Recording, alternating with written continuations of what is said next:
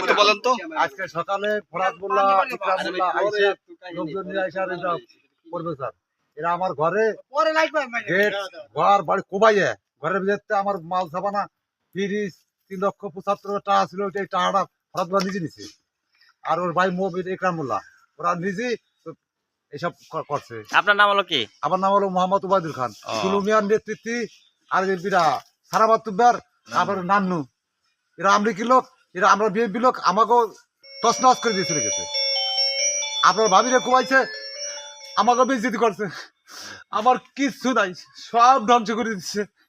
আমি বিএনপির লোক, কেন বিএনপি আমরা তাই ওই ফরাদ মোল্লা, ইকরাম মোল্লা কেন আপনার বাড়ি ভাঙছে? আপনার কি ওই যে বহিরাগত খাদ্যের লোকজন আসছিল? খাদ্যের টুলুমিয়ার সম্পর্ক লোক, জিহাদের সম্পর্ক লোক আইসা আমার বাড়ি তছনছ করে নিয়েছে। ফরাদ আওয়ামী লীগ করে না? ফরাদ আওয়ামী লীগ করে, এরা নান্নু আওয়ামী লীগ করে, সারামাতুর আওয়ামী লীগ করে। এরা এখন কার দলে মিশছে? বিএনপি কার দলে? আপনার এটার দলে যে বা প্রফেসর দলে, জনাল প্রফেসর দলে। দলে। আচ্ছা, আমার একবার